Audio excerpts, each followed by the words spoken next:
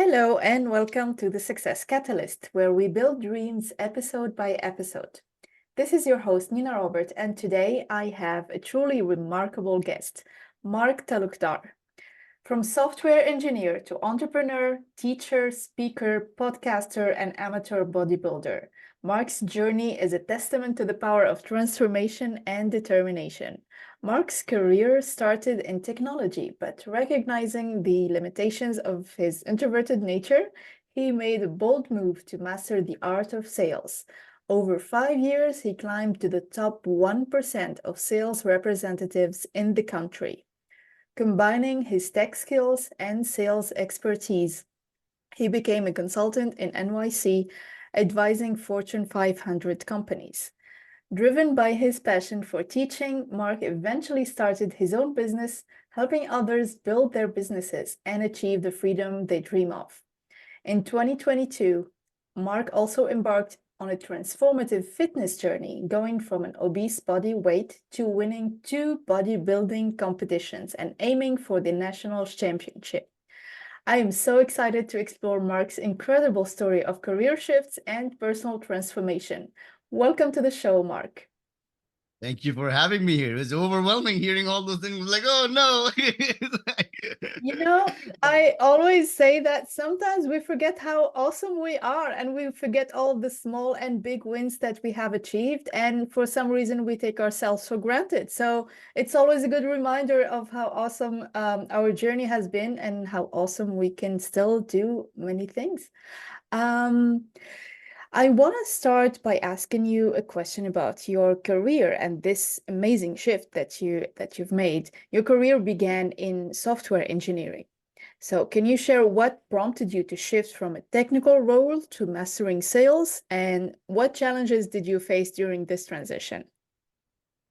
Yeah, from a very young age, we all know this, but I was always cognizant about it actively that we only live once, Mhm. right? So, growing up, I was always interested in math and science. As a person of Indian origin, we have two professions, either you're a doctor or an engineer, Yes. right? So, I went into computer science. I love computers. I love math. And I graduated, I got good roles. I climbed up the corporate ladder. And it was at that point I realized that, there is a big hole in my personality, in my skill set. I Mm, had focused so many years in learning this maths and the sciences and developing these technical abilities that, I didn't have any time pursuing relationships and being good at communication and being able to put yourself out there and being able to be magnetic, as they say, right? And the path that I was on with my career, yeah, I would go really high up in technical roles, but I would mm, never be able to be a project leader, a portfolio leader. I couldn't see myself becoming a CEO or something within a company because I lacked that interpersonal skill set. mhm. So that was the time when I realized, okay, well, I've been living my life as an introvert all these years. Do I have what it takes to be social, be out there, be able to market myself? And that kind of led to that beginning of the journey. Amazing. I love it. And you know why? I can so much relate to it because I'm a software engineer myself and I'm an introverted myself. And now here I am. I started my own business and then I became my own boss. And in the meantime, I needed to learn this. Um, Sometimes, yeah, it may seem like an overwhelming thing to learn sales, communication skills, all these things that as an introverted software engineer, they're not your usual strength. So I can totally appreciate your experience. You also mentioned that your introverted nature was a barrier to your career growth, which I can totally relate to. So, how did you overcome this? And what advice do you have for other introverts listening to us looking to break into more extroverted fields like sales? Yeah, I think the biggest message that I have is not to get too caught up with labels. We Mhm. live in a society now where we either get a label put on us by others or we slap a label on our own forehead for whatever reason.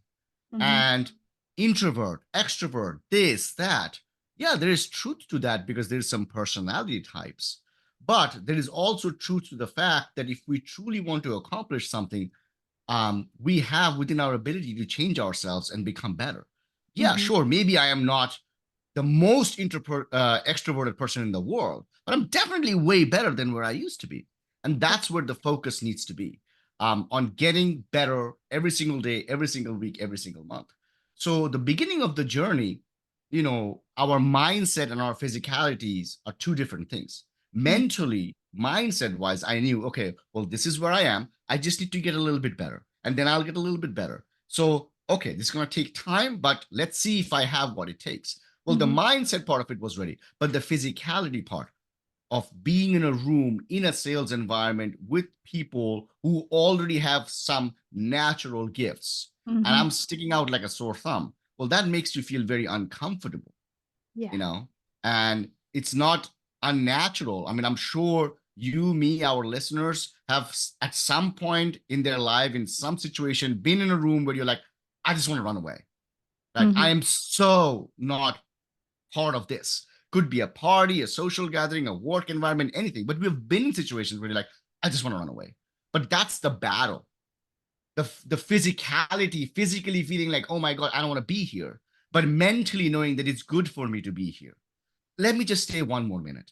Let me just stay one more minute. Another 5 minutes, another 10 minutes, a week, a month, a year. And being able to physically push yourself to do the things that you need to do mentally Mm-hmm. eventually will catch up in results. Right? I love it. I love it. And it's all about the attitude, continuing to push through the terror barrier, through the stress, through the discomfort, and learning to stay comfortable and be comfortable, finding comfort in being uncomfortable, if I can put it this way. But Yeah. now, rising to the top 1% of sales representatives in the country is a significant achievement. So, what strategies or habits do you think contributed most to your success in sales? I think not just success in sales, pretty much anything that I've accomplished, very little that I've accomplished. It's always my attitude is I don't know anything. I Mm-hmm. really don't know anything. I have no ego. I literally have no ego. I don't look at my past accomplishments. Um, I just want to look at the future. Mm-hmm. So I've always approached any situation in life as a student, and I've wanted to learn anything and everything that I can. So when I was in sales, when I joined sales, I knew this was not even a mindset thing. I truly didn't know anything. Yeah. Right. So it was about building relationships and asking coworkers, anybody and everybody, whatever questions that I had. Coworkers, managers, other teams managers, directors, that's all I did for 5 years. Eat, drink, sleep. Even at lunch, people would go out to lunch, and a lot of people, if you're in a stressful environment, sales is very stressful. It's like, I don't want to talk about work. I do want to talk about work. That's what others said. I don't want to talk about work. This is lunchtime. We shouldn't be talking about work. But for me, my personality is such, no, I want to talk about work. This is where I get to ask you a couple of questions and we need to conversate about stuff. Mm-hmm. I was always the first person at work. I was always the last person to leave. People didn't know when I came in and when I left. I was friends with the morning crew of gianters who came and cleaned up, and I was friends with the evening crew of gianters who came and cleaned up. Because at the end of the day, sometimes when intellectually we cannot measure up, Mm-hmm. hard work will get us there. And I knew that I may not be the smartest in the room right now with my skill sets with sales, but with time, if I put in the time, enough time and the work, I will get there. And so I did. So I listened to other successful reps calls, asked questions, studied, did whatever I needed to do to just get better a little at a time. And at the end of it, looking back at it, as anybody who's accomplished anything, it's not, we think there is some voodoo magic knowledge out there, that we are unaware of. No, we're all aware of what we need to do. It's just doing it consistently. Mm. So on the floor, pretty much everybody had the same training. And after a while, I realized that, okay, even the top reps, having listened to their calls, I'm like, they're not doing anything that I already don't know. But the difference is they're making 300 dials a day, whereas an average rep is making maybe 10, 15, 30. That's where it came in. What does it take to maintain that level of energy, enthusiasm for 300 dials a day? Because most people can't do it. You just crack under pressure. You get told no, yelled at so many times. Let's face it, That's how it is in sales, Yes. that you just crumble. So that was the dawn. That was the switch in my mindset. Oh, it's not the magical skill set. I already know what I need to do. Sure, I have to practice and get better, but there's this whole other component of discipline, consistency, and mental fortitude. And when I doubled down on that, it was just a matter of time. Oh my God, I love it. And it's important to differentiate what it takes for success. It's not always motivation. We can always start being like super motivated to start a new discipline, a new thing, a new learning of any kind. But eventually, as you said, you would crumble under the pressure, under this new thing that you're trying that you're so uncomfortable doing, and you're not really seeing any progress as other people around you, especially in sales. It's highly competitive. I can only imagine. So what takes you through that is discipline.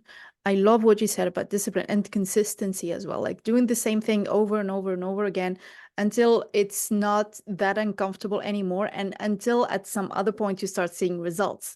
And maybe that at that point you get enough energy, like another breath to do to do more, because you started to seeing like, okay, this is the way it's working now, and I get to perfect my way of doing it over and over again. I know many people say practice makes perfect, but practice also with consistency will just make you better over and over again. But you have to, I guess, on some other level, find a good way to practice. So learning and having the student attitude is what it takes, because you can practice doing the thing wrong over and over again, but you're still doing it wrong. If you practice your manner because you have so much ego to say, no, I know how I should be doing things, I wouldn't learn from another person. So I really love your attitude of having this student kind of discipline and commitment, and I would say obsession over what you want to learn. That's I think 100%. what it would take to become a 1% top 1% of sales representatives in the country.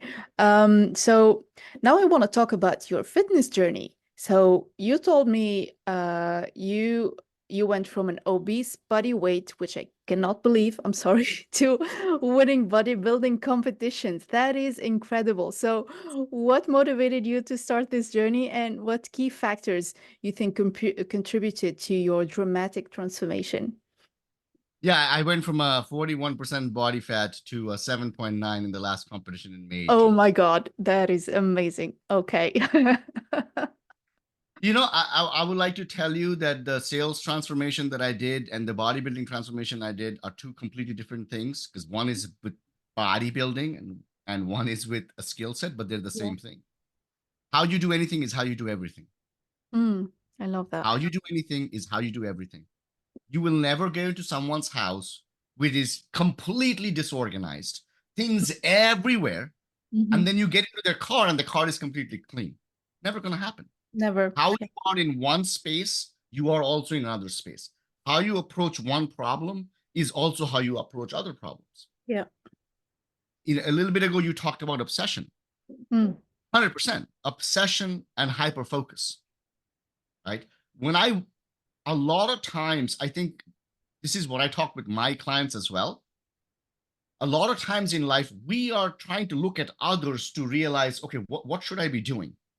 Right? Mhm. We're constantly measuring ourselves to others to understand, should we do this or should we not do this? That's true. And then that becomes a big problem because, well, then that depends on who you're around, Yeah. right? Whereas for me, what I do and with my clients, we need to have a very specific goal, a lighthouse. Mhm. Imagine a lighthouse at the shore, Yes. and it's dark and it's stormy. Because let's face it, anything hard, any journey that is hard is dark and stormy, right? Absolutely. And we're Yeah. being spun around in the ocean and we don't know which way to go. Now we're Mhm. all disoriented. Well, we need to find that lighthouse to reorient ourselves, Yeah. right? And now that we have found that house, we just approach toward it. So that obsession with finding that lighthouse at all times, keeping it inside at all times, being hyper focused on that lighthouse all the time is going to be the difference between somebody who reaches the shore and somebody who keeps spinning around, right? So the journey to my bodybuilding started when my son was born in October of 2021. And I realized that, oh my God, it took me a couple of months to realize I'm never going to be able to play with him, like play with him. Mm. I'm never going to be able to get on the ground and, wrestle with him and, do all these things that I Yeah. wanted to do as a dad that my dad did with me. Do Mm. all these fun things. And lastly, not to be, negative and dark, but how long am I going to be around at this morbid, obese weight? Because Yeah. it's not just about aesthetics. I had sleep apnea, which means I Mm. couldn't breathe in the middle of the night. Like I would stop breathing for seconds, like multiple seconds, which is a long freaking Wow. time. My Yeah. wife would like, come on, wake up. Are you breathing? Mm. My high blood pressure, high cholesterol, like all these health issues. Moment, and I was like, I need to make a change. And then when we want to make a change, type of personality I have, I just don't want to lose 5 or 10 pounds because I now have a lighthouse. I Mm. want to not only lose this weight for my own physical purposes, I also want to lose this weight to be able to do things with my kids. But I also want to now lose all this weight to be able to show my kids someday that, look, if I could do this, no matter what you face in life, you can also do this. Right. So that was the beginning of the journey. So I decided right then and there, the lighthouse has to be within 2 years, I will compete in bodybuilding. And my goal is never that I will win because we cannot control win or lose. That's not a variable that we can control. My goal was I'm going to do 3 competitions. First competition, I'll come in at 10% body fat. Second competition, I'm going to come at 8%.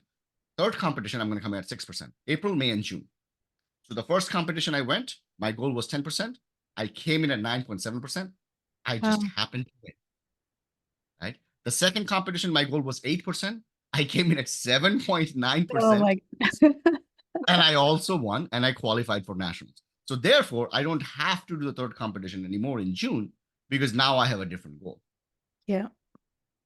This is the thing about goals. Once we're there, we know we can do much better, and the goal becomes bigger and bigger. It keeps Always. improving because at the meantime, we grew. We became a totally different person. So the mindset of the person who started setting up the goal, looking at that lighthouse, is not the same mindset of the person who made it there. Now there's another lighthouse, maybe a bit Correct. further, but you have more experience and more um, knowledge and more expertise about what you did, and you've made mistakes obviously along the way, so you get into that goal even faster and better and in a much more confident way. So Yeah. this is truly inspiring. Thanks for sharing this amazing story, Mark. um, and now, as an entrepreneur, teacher, speaker, podcaster, and bodybuilder, how do you manage to balance between these diverse roles, and what keeps you motivated across these different pursuits? Also a father and a husband, right? And then Uh-huh. Yes. that's the most difficult part actually, Uh-huh. because I'm sure you can relate to this.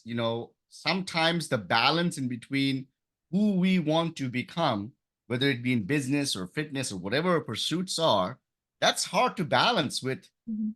people we love, people Yes. who we're in our lives with, right? So, what keeps me motivated? Um, just having that singular goal.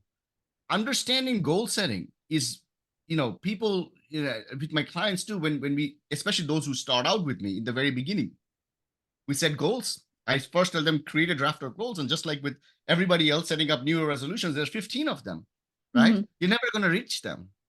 You're never going to work on 15 different things and achieve success in all 15 different things in 6 months. It's just not going to happen. So, people are not even taught how to properly set goals.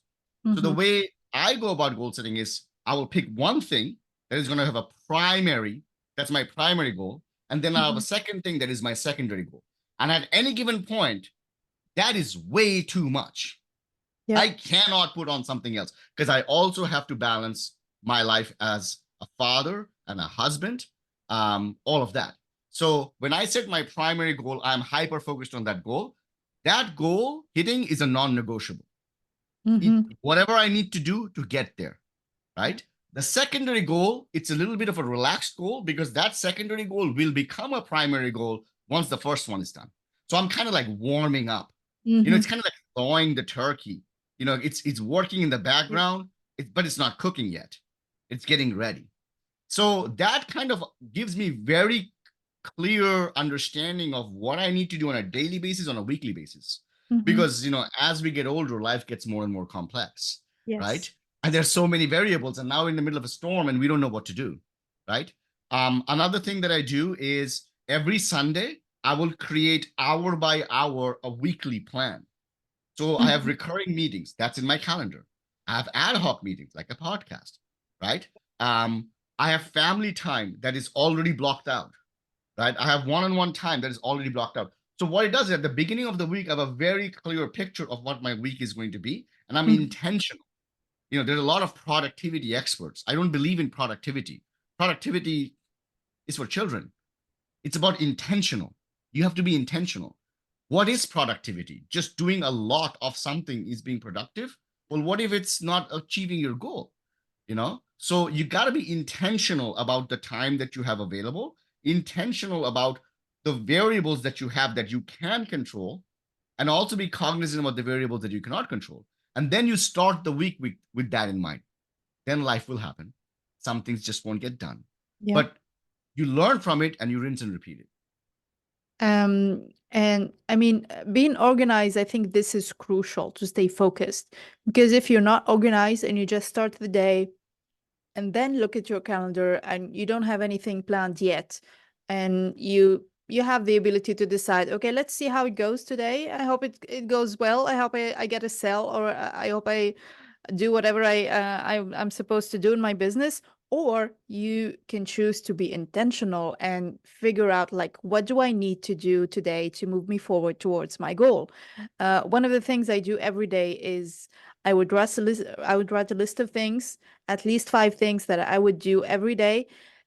Preferably, I would write them like the day before. So when I wake up, I'm already intentional. I'm already going through the day with intention and with focus towards one specific goal. So I'm not really wasting my time like waiting for something to happen to deal with it, because okay, eventually something will happen and you have to deal with it. But in the Yep. meantime, you have to stay focused. So what's next for you, Mark? Are there any upcoming projects? I'm sure they are, competitions or goals that you're particularly excited about and you can share with our listeners today. Yeah. So Nationals is in December. Mm-hmm. December 12th to 15th is Nationals. So I will be competing at the Nationals in Irving, Texas. All right. We will see what we do with that. I'm going to get on stage in between now and the Nationals a couple of times for some practice rounds Mm-hmm. to kind of get used to the variables and the lights and the people, because you only get one shot, and I want to make the best of that shot. So I want to get as many practice as possible. So that's what's happening in the personal goal end. Um, from the other perspective, and this happens with entrepreneurs a lot. This happens with, motivated, career focused people a lot. If you remember the Maslow's hierarchy of needs, right? Yes. As time goes, then the higher we climb up on the pyramid, our goals and desires change. Yes. Um, a lot of us, through my journey, I'm realizing a lot of clients and a lot of people I'm meeting, once they have achieved a certain level of financial success, career success, then it's like, well, I want to look the best. I want to feel the best, because our focus changes, right? The older we get, the health problems increase. So a new part of business that I've opened up is,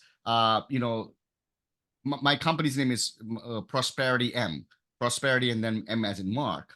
And the idea is health, wealth, legacy, right? So the wealth aspect of it, I've been teaching that through entrepreneurship, right, through my programs. And now I'm opening up the health aspect of it, because how we mentally feel affects our body, and that affects the work we do, and also vice versa. How we physically feel will affect our mind. And that was a discovery that I felt, and I came through realization through my own journey.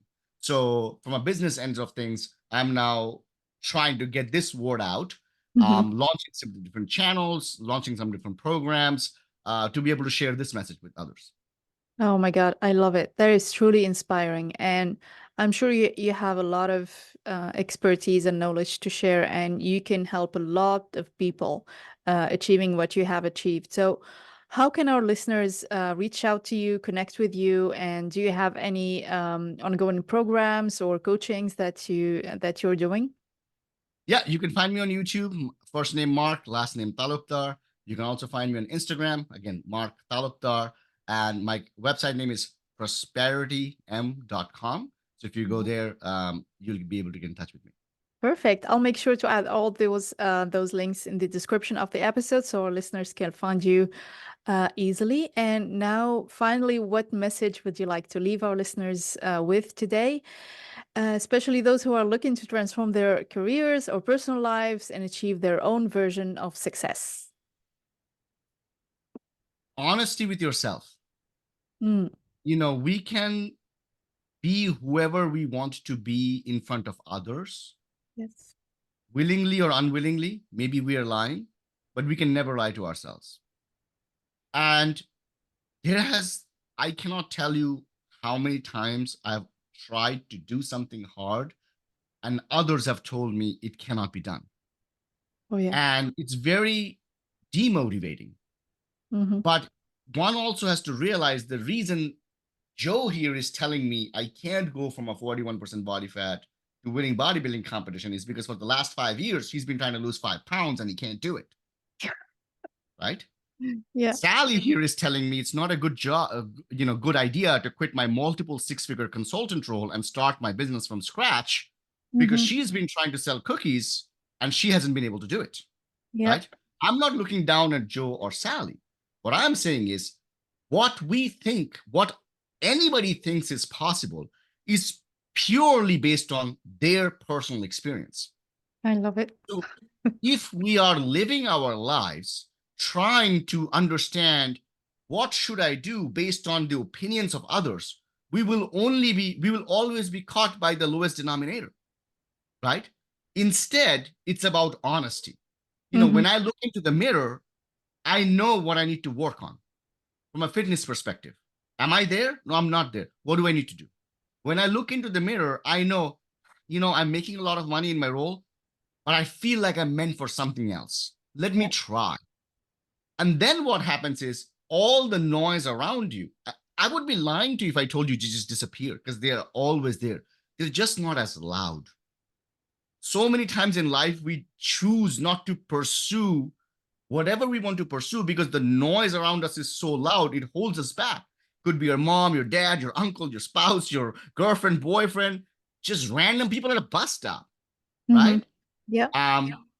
But if you're honest with yourself and you're focused within, and you know what is my lighthouse, and why do I want to go into the lighthouse, and your daily actions are a reflection of that obsession and hyper focus, the other noise is low. So let's not define what we can do based on what others think they can do themselves, right? Absolutely. It's important to know that we have the power and the choice to accept or reject any opinion or any idea and not be affected or emotionally involved with it. You have the choice to decide what your self image is going to look like, what your goal is, and then just stay focused.